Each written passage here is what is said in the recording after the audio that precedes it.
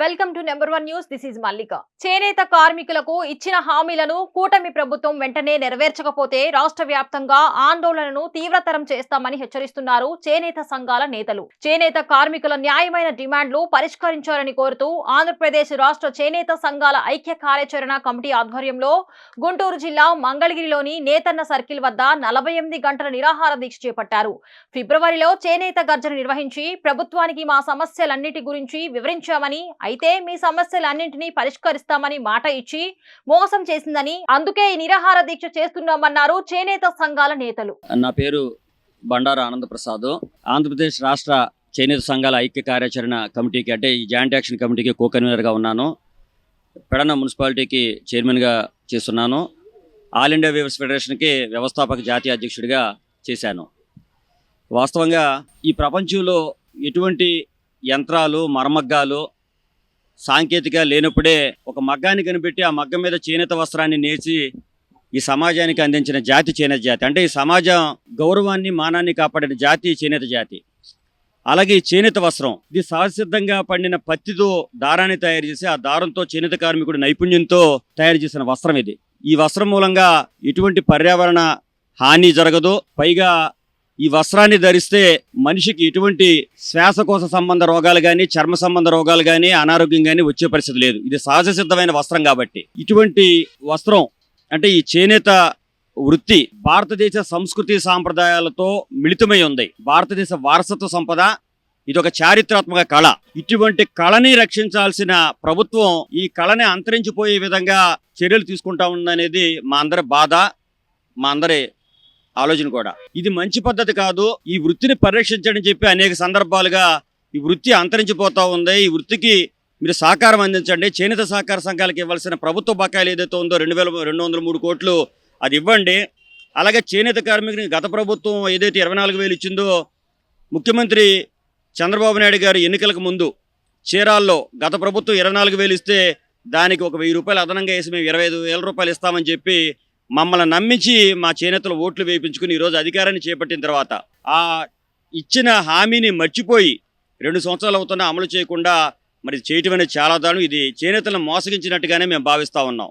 సరే, ఏది ఏమైనా ఇప్పటికైనా మీరు కళ్ళు తెరిచి చేనేత వృత్తిని పరిరక్షించండి అని చెప్పి చేనేత శాఖ మంత్రిని కలిసాం. మంత్రి గారు అంటారు నా చేతుల్లో ఏమి లేదు, మీరు నారా లోకేష్ గారిని కలవండి మంత్రి గారు అంటారు. నారా లోకేష్ గారిని కలిస్తే నేను చేనేత శాఖ మంత్రిని కాదు కదా, నా దగ్గరికి ఎందుకు వచ్చారు, మంత్రి దగ్గరికి వెళ్ళని అంటాడు ఆయన. ఇలా స్థానిక శాసనసభ్యులకి స్థానిక పార్లమెంటు సభ్యులకి ఎక్కడికెక్కడ చెప్పుకుంటూ వచ్చాం, ఎవరూ స్పందించిన పరిస్థితి. పోనీ చంద్రబాబు నాయుడు గారిని కలిసి ఆయనకి ఏమన్నా సమస్యలు విన్నవించి పరిష్కరించమని అడుగుదామంటే అపాయింట్మెంట్ కూడా ఇవ్వని పరిస్థితి. ఏదో ఒకసారి అడపా తడపా అపాయింట్మెంట్ ఇచ్చినా మా మొర పూర్తిగా ఆలకించకుండా ఇచ్చిన మెమరాండాన్ని బుట్ట దాఖలు చేసిన పరిస్థితి. మీరు వృత్తిని పరిరక్షించాల్సిన పరిస్థితిలో ఉండి మీరే ఇలా పట్టించుకోకపోతే మాకు నిరాహార దీక్ష చేయడం తప్పితే మాకు ఇంకా గత్యంతరం ఏముంది. ఆ ఉద్దేశంతోనే ఫిబ్రవరి 22వ తారీఖున మంగళగిరిలో వేలాది మందిగా రాష్ట్ర వ్యాప్తంగా వచ్చిన చేనేత కార్మికులతో చేనేత గర్జన కార్యక్రమం చేశాం. ఆ కార్యక్రమం చేసిన తర్వాత ఈ ప్రభుత్వం కళ్ళు తెరుస్తుంది అనుకుంటే దున్నపోతు మీద వాన కురిసినట్టు, నిమ్మకి నీరెత్తినట్టు అలా పడుకున్న ప్రభుత్వం లాగా, చేనేతలను చూడని ప్రభుత్వం లాగా, చేనేత కష్టాలంటూ మాకు తెలియనట్లుగా నటిస్తున్నారో నిజంగానే తెలుసుకోలేకపోతున్నారో అధికారులు ప్రభుత్వంకి చేరవేయట్లేదో తెలియదు. కానీ మా సమస్యలు అయితే పరిష్కారం కావట్లేదు, మా సమస్యల మీద దృష్టి పెట్టట్లేదు. ఆ చేనేత గర్జన అనంతరమైనా ఏమన్నా అవుద్దేమో అని అనుకున్నాం, ఏదైనా చేస్తామనుకున్నాం. అప్పటికే కాని పక్షంలో ఈరోజు ఉదయం 11 గంటలకి నిరాహార దీక్షలో కూర్చున్నాం. 24వ తారీఖు శుక్రవారం ఉదయం 11 గంటల వరకు ఆహారం ఏమీ తీసుకోకుండా కంటిన్యూ చిత్తశుద్ధితో నిరాహార దీక్ష చేయదలుచుకున్నాం. ఈ నిరాహార దీక్ష చేసిన తర్వాత అయినా కానీ ప్రభుత్వం ఏదన్నా చేస్తే సంతోషిస్తాం. ప్రభుత్వం మంచి పని చేసిందని చెప్పి మేము కూడా చెప్తాం. అలా చెయ్యని పక్షంలో మేము ఈ ఉద్యమాన్ని మరింత ఉధృతం చేసి ఏది ఏమైనా మా వృత్తిని బతికించుకోవాల్సిన మా బాధ్యత మా మీద ఉంది. ఆ వృత్తిని బతికించుకోవడం కోసం అవసరమైతే మేము ప్రాణాలన్నా ఇస్తాం, ఆ స్థాయికి కూడా వెళ్తాం. ప్రభుత్వానికి కూడా నేను ఒకటే చెప్తా ఉన్నా, మీరు హామీలు ఇచ్చారు, మా చేనేతల ఓట్లతో గెలిచారు, ప్రభుత్వాన్ని ఏర్పాటు చేశారు, పరిపాలన చేస్తూ ఉన్నారు.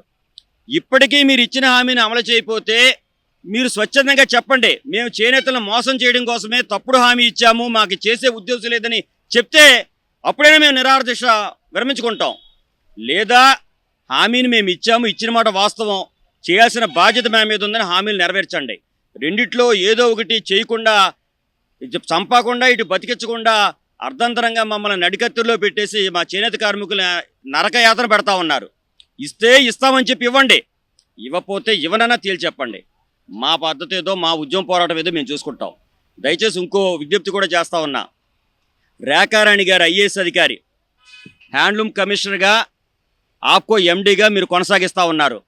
ఆమె బాధ్యతలు చేపట్టిన రోజు నుంచి చేనేతని సర్వనాశనం చేయటమే ఆవిడ ప్రథమ కర్తవ్యంలాగా, చేనేతను నాశనం చేయడం కోసమే ఆవిడికి ఆ బాధ్యతలు ప్రభుత్వం అప్పచెప్పింది అన్నట్లుగా చేనేత సహకార సంఘాల దగ్గర తయారైన వస్త్రాలని కొనుగోలు చేయకుండా, చేనేత కార్మికులకి సహకార సంఘాలు నూలు ఇస్తానంటే ఈ పర్సన్ ఇన్ఛార్జీలు పెట్టి, అధికారులు పెట్టి మీరు వస్త్రాలను తయారు చేయడానికి నూలు ఇవ్వద్దు, వస్త్రాలు తయారు చేయొద్దు అని చెప్పి ఈవిడ ఆంక్షలు విధించి చేనేత కార్మికులకు పని లేకుండా చేస్తూ ఉంది. ఈ రేఖారాణి గారిని బదిలీ చేయమని చెప్పి రాష్ట్ర వ్యాప్తంగా ఉన్న చేనేత సహకార సంఘాల వారము, చేనేత కార్మికులు అందరూ కూడా ప్రభుత్వానికి అనేక సార్లు అనేక విధాలుగా చెప్పినప్పుడు కూడా మీరు ఆమెని కొనసాగించడంలో ఆంతర్యం ఏంటి? అంటే ఆమెను కొనసాగించి ఆమె ద్వారా మీరు చేనేతను అంతమొందించే కుట్ర ప్రభుత్వమే చేస్తూ ఉందనే అనుమానం మాకు వస్తూ ఉంది. లేని పక్షంలో మీరు ఎందుకు మా మనోభావాలకు తగ్గట్టుగా మీరు ఎందుకు ఆమెని బదిలీ చేయరు? అంటే చేనేత మనోభావాలను కించపరుస్తూ, చేనేత మనోభావాలను మీరు లెక్క చేయకుండా ఆమెను ఉంచుతూ ఉన్నారంటే మీ ఈ కుట్రలో మీ పాత్ర కూడా ఉందనేది మాకు అర్థమవుతూ ఉంది. ఈ కుట్రకి ప్రధాన కారణం ఏంటని ఆలోచిస్తే, చేనేతలు అత్యధికంగా ఉన్న శాసనసభ నియోజకవర్గాలు ఏమైతే ఉన్నాయో ఆ నియోజకవర్గాల్ని కొంతమంది రాజకీయ వారసులు కావచ్చు, ఆధిపత్య కులాల వారు కావచ్చు, వాళ్ళు చొరబడి ఆ నియోజకవర్గాల్లో శాసనసభ్యులుగా నిలబడి గెలిచి ఇక చేనేతనే పేరు లేకుండా చేస్తే, చేనేత వృత్తిని అంతరించిపోయేటట్టుగా చేస్తే, ఎవడో వచ్చిగా నేను చేనేతని, నేను సీటుకు నాకు కావాలని అడగడో అన్న ఉద్దేశంతో మీరే శాశ్వతంగా ఆ నియోజకవర్గాలను హస్తగతం చేసుకోవాలని చేనేతని చిదిమేస్తున్నారు, చేనేతని పేరు లేకుండా చేస్తున్నారు అనేది కూడా మాకు అర్థమవుతూ ఉంది. సరే, మీ కుట్రలు అలా ఉంటే దానికి ప్రతిస్పందనగా మా సంఘాలు, మా చేనేత కార్మికులు మేమంతా కలిసి ఎలా దాన్ని ఎదుర్కోవాలో, ఏం చేయాలో కూడా మాకు అవగాహన ఉంది. చేనేతల సౌమ్యులు, మంచివాళ్ళు, అమాయకులు, మోసం చేసినా మోసపోతారని మీరు అనుకుంటున్నారు. ఇప్పటి వరకు అదే తంతయింది. భవిష్యత్తులో మాలో కూడా చైతన్యంతో మేము కూడా ఏం చేస్తామనేది కూడా మీరు చూడబోతా ఉన్నారు. ఏదేమైనా చేనేత వృత్తిని బతికించి మీరు ఇచ్చిన హామీలు, చేనేత సహకార సంఘాల బకాయిలు, అలాగే చేనేత సహకార సంఘాలకి ఎన్నికలు, మీరు ప్రతి 5 సంవత్సరాలకే ఎన్నికల్లో మీరు గెలిచి మీరు అధికారం చేపట్టి మీరు సీట్లో కూర్చుని అధికారాన్ని చెలాయిస్తూ ఉన్నారే. చేనేత సహకార సంఘం అంటే ఒక గ్రామంలో ఒక చిన్న వ్యవస్థ. ఆ వ్యవస్థకి మేము పరిపాలించుకునే హక్కు మాకుంది. దాన్ని కూడా మీరు మమ్మల్ని చేసుకోనివ్వకుండా చిన్న సహకార సంఘాన్ని ఒక రాజ్యంలాగా భావించి మేము దాన్ని మరి కాపాడుకుంటూ వస్తూ ఉన్నాం. అటువంటి ఎన్నికలు కూడా జరపకుండా, అసలు గొంతెత్తి అడిగేవరే లేకుండా ఉండడం కోసమే ఈ ఎన్నికలు కూడా మీరు నిర్వహించకుండా మమ్మల్ని కించపరుస్తున్నారు, అగౌరవపరుస్తున్నారు. ఇది మీకు భవిష్యత్తులో ఇప్పటికన్నా మీరు అసలు వాస్తవాలు తెలుసుకొని చేస్తే హర్షిస్తాం. చేయని పక్షంలో ఉద్యమించి మీకు చేనేతల సత్తా ఏంటో కూడా చాటి భవిష్యత్తులో మీకు ఎన్నికల్లో మరి దానికి గుణపాఠం కూడా చెప్పే పరిస్థితి వస్తుందని చెప్పి తెలియజేస్తున్నాం. నా పేరు పిల్లలమర్రి బాలకృష్ణ, చేనేత సంఘాల రాష్ట్ర కో-కన్వీనర్గా ఉన్నాను. ప్రధానంగా ఈరోజు 48 గంటల నిరాహార దీక్షకి కారణం, ఫిబ్రవరి 22వ తేదీన ఇదే ప్రాంతంలో చేనేత గర్జన జరిపాము. వేలాది మందితో ప్రదర్శన, బహిరంగ సభ జరిపాము. అవే డిమాండ్స్ తీసుకొని చేనేత మంత్రి గారిని కలవడం జరిగింది. ముఖ్యమంత్రి గారి అపాయింట్మెంట్ కావాలమ్మా అంటే నేను అపాయింట్మెంట్ తీసుకున్నానని చెప్పింది. అపాయింట్మెంట్ తీసుకోలేదు. తర్వాత మళ్ళీ కలిసాం కానీ అపాయింట్మెంట్ ఇవ్వలేదు. అంటే ఈ డిమాండ్స్ పరిష్కారం చేయడానికి రాష్ట్ర ప్రభుత్వం ముందుకు రాలేదని స్పష్టంగా అర్థమవుతా ఉంది. అప్పటికీ వెయిట్ చేద్దామని 2 నెలలు వెయిట్ చేశాము. ఇక లాభం లేదని చెప్పి ఈరోజు 48 గంటల దీక్ష ప్రారంభం చేశాం. ప్రధానంగా రాష్ట్రంలో చేనేత పరిశ్రమ అక్కర్లేదు అనే ఆలోచనలో ఈ రాష్ట్ర ముఖ్యమంత్రి గారు ఉన్నారనేది స్పష్టంగా అర్థమవుతుంది. దానికి ఒకే ఒక పాయింట్, ఈ రోజున ఎన్నికల సందర్భంలో, కూటమి ప్రభుత్వ ఎన్నికల సందర్భంలో ప్రతి చేనేత కార్మికునికి 200 యూనిట్లు ఉచిత కరెంట్ ఇస్తానని చెప్పింది. కానీ ఆనాడు 500 యూనిట్లు ఉచిత కరెంట్ పవర్ రూమ్లకు ఇస్తానని చెప్పలేదు. కానీ ఈరోజు 200 యూనిట్లు ఉచిత కరెంట్ చేనేత వాళ్ళకి అంటున్నారు, 500 పవర్ రూమ్ వాళ్ళకి అంటున్నారు. అంటే 200 యూనిట్లు ఉచిత కరెంట్ ఇస్తే చేనేత కార్మికుడు తన ఇంటికి వాడతాడు, మగ్గానికి వాడడు. కానీ పవర్ రూమ్కి ఇస్తే పవర్ రూమ్ మగ్గానికి వాడతాడు.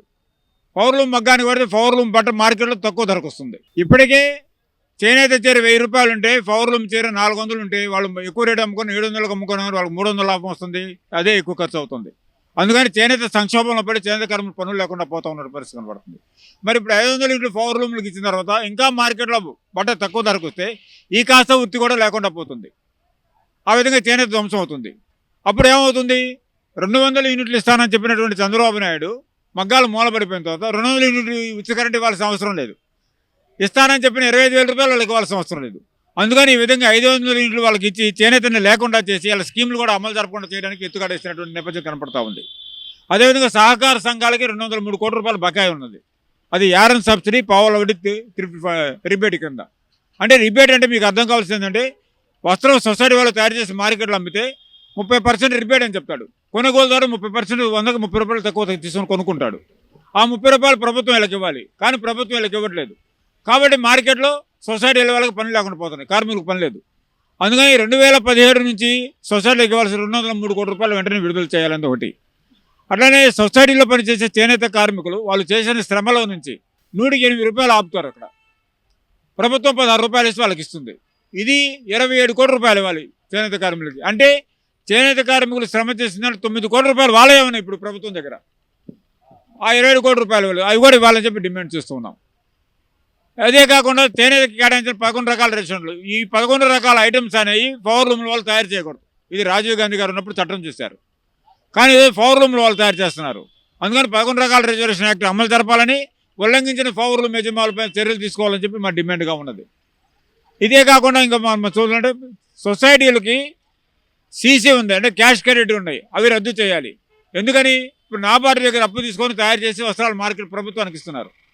ఆ నాబార్డు వాళ్ళు డబ్బులు చెల్లించకపోయేటప్పటికి 3 నెలలకు ఒకసారి చక్రవడ్డీ వేస్తున్నాడు. ఆ చక్రవడ్డీ వేస్తున్నప్పటికీ సొసైటీ మొత్తం దివాళా తీసుకుని కార్మికులకు పని లేదు. అందుకని ఆ సీసీ రద్దు చేయాలి. సొసైటీలకు ఎన్నికలు నిర్వహించాలి. ఎన్నికలు నిర్వహిస్తే అది పని జరుగుతుంది. రెండోది చివరన మా డిమాండ్ ఏంటంటే చేనేతని రక్షించాలంటే సొసైటీలు పనిచేయాలి. ఈరోజు తిరుమల తిరుపతి దేవస్థానం దగ్గర ఒప్పందం చేసుకుంది చేనేత మంత్రి గారు. ఏమని? తిరుమల తిరుపతి దేవస్థానానికి కావాల్సినటువంటి బట్టలు మొత్తం కూడా మేము మా ఆపుకొని ఇస్తామని చెప్పింది. ఇప్పుడు సొసైటీకి ఇవ్వాల్సిన డబ్బులు ఇవ్వకపోతే సొసైటీ మూలన పడితే నువ్వు ఆపుకోనికి ఎట్లా సప్లై చేస్తావు? వాళ్ళకి పని కల్పించాలి కదా. అందుకని ఆ బకాయిలు చెల్లించాలి. అందుకని రాష్ట్రంలో ఉన్నటువంటి మొత్తం చేనేత కార్మికుల జీవన ప్రమాణం పెరగాలంటే రాష్ట్రంలో చేనేత పార్కులు ఏర్పాటు చేయాలి. అవి ప్రభుత్వం ఏర్పాటు చేయాలి. ఆ విధంగా ఏర్పాటు చేయడం ఒకటి. అదేవిధంగా కేరళ రాష్ట్రంలో చేనేతకి వెల్ఫేర్ ఫండ్ బోర్డు ఒకటి ఉన్నది. ఆ వెల్ఫేర్ ఫండ్ బోర్డు నుంచే వాళ్ళకి 58 సంవత్సరాల నుంచి పెన్షన్ వస్తుంది. అట్లానే డిఏ సౌకర్యం ఉంది చేనేత కార్మికులకి, ఈఎస్ఐ సౌకర్యం ఉన్నది. ఇటువంటి అన్నీ కూడా మన ప్రక్కనే ఉన్నటువంటి కేరళ రాష్ట్రం ఉన్నప్పుడు నువ్వు ఎందుకు అమలు జరపలేవు? ఇటువంటివన్నీ అమలు జరపాలని చెప్పి మేము డిమాండ్ చేస్తా ఉన్నాం.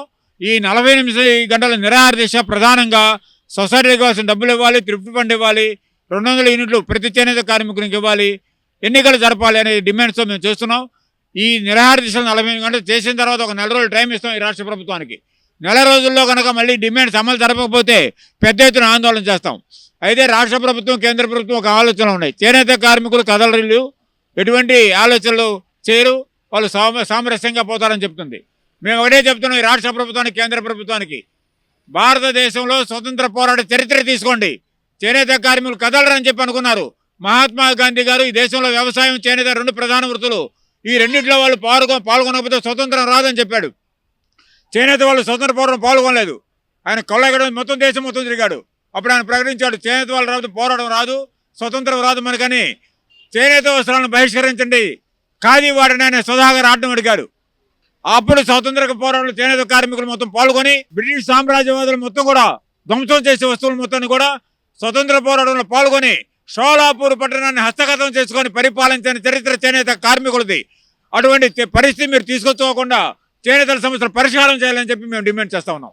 మాది విశాఖపట్నం ఉత్తరాంధ్ర జిల్లాల మరి జేఏసీ చేనేతల జేఏసీ కన్వీనర్గా మరి ఇక్కడ పాల్గొన్నాం. మరి ఉత్తరాంధ్ర జిల్లాల నుంచి ప్రతినిధులు చాలామంది ఈ దీక్షలో పాల్గొనడం కూడా జరిగింది. మరి మాకు ముఖ్యమైన డిమాండ్లు ఏంటంటే మరి ఈ రాష్ట్రంలో చేనేతలు తయారు చేస్తున్నటువంటి వస్త్రాలు మరి సంఘాల్లో పేరుకుపోయి ఉన్నాయి. ఆ యొక్క వస్త్రాలని రిక్రూట్మెంట్ చేసి మరి వాళ్ళకి నూలు కానీ వేతనాలు కానీ చెల్లించినట్లయితే మరి వాళ్ళకి ఉపాధి కలుగుతుందనే మాకు ప్రధానమైన డిమాండు. ఈ దీక్షలో కూడా ప్రధానమైన డిమాండ్ ఏంటంటే మరి ఈ రాష్ట్రంలో ఉన్న చేనేత సహకార సంఘాలకి ఇప్పటికొచ్చి ఎన్నికలు నిర్వహించలేదు. మరి మంత్రి గారు కూడా గతంలో ఈ రాష్ట్రంలో ఉన్న సంఘాల ప్రతినిధులందరినీ పిలిచి మరి ఇక్కడ ఇదే విజయవాడలో మీటింగ్ పెట్టి మరి చెప్పడం జరిగింది. పోయిన దసరాకే మీకు ఎన్నికలు నిర్వహిస్తామని చెప్పి మరి ఆ ఎన్నికలు కూడా మరి అన్న మాట నిలబెట్టుకోలేదు. మరి ఇలాంటి సమస్యలు మాకు చాలా ఉన్నాయి. ఈ సమస్యలన్నీ కూడా మరి తీర్చాలనే మన గతంలో కూడా 2వ నెలలో మేము ఇక్కడ చేనేత గర్జన కార్యక్రమం కూడా చేపట్టాం. వేలాది మంది చేనేతలు ఈ ప్రాంతాల నుంచి ఈ రాష్ట్రంలో నలుమూలల నుంచి కూడా 26 జిల్లాల నుంచి కూడా మరి చేనేత కార్మికులు వేలాది మంది రావడం కూడా జరిగింది. అప్పటికి మళ్ళీ కూడా ఈ డేటు మరి అప్పటికి మేము అడిగిన ఈ యొక్క సమస్యల్ని పరిష్కరించబోతే మళ్ళీ దీక్ష కార్యక్రమం కూడా చేపట్టాం. మళ్ళీ ఇంకో నెల వ్యవధి మరి మా ప్రతినిధులందరూ కూడా ప్రభుత్వానికి ఇంకో నెల వ్యవధి మరి ఇస్తాం. అప్పట్లోనూ కూడా మా యొక్క సమస్యలను పరిష్కరించకపోతే ఉధృతంగా ఈ రాష్ట్రంలో మరి మేము చేయవలసిన కార్యక్రమాలు చేపడతాం. మరి దయచేసి కార్మికులను ఆదుకోవాల్సిన బాధ్యత మీపై ఉంది.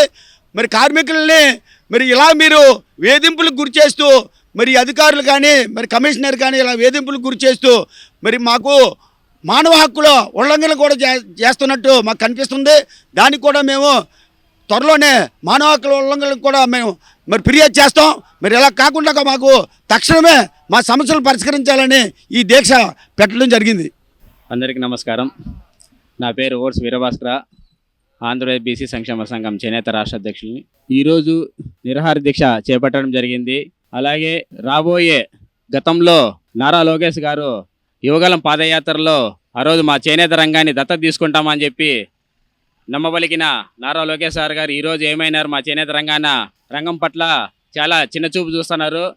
అలాగే సంక్షేమ పథకాలు ఇస్తామని చెప్పి తూతూ మంత్రంగా 250 యూనిట్లు కరెంటు ఉచితంగా అన్ని చేనేత కార్మికులకు ఆదుకుంటామని చెప్పి, అలాగే కరెంటు మగ్గాలకు 500 యూనిట్లు ఇస్తామని చెప్పి చెప్పడం జరిగింది. అలాగే ఈ పథకాలన్నిటికీ ఎటువంటి సూరిటీ లేకుండా అమలు చేస్తే వర్క్షీట్ కార్మికులైతేనేమి చాలా ఇబ్బందులు పడుతున్నారు.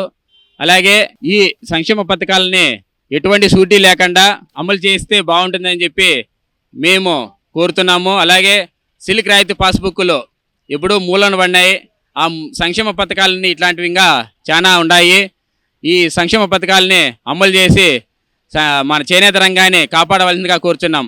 మరిన్ని లేటెస్ట్ అప్డేట్స్ కోసం చూస్తూనే ఉండండి నెంబర్ 1 న్యూస్. సామాన్యుడి చేతిలో సామాజిక అస్త్రం.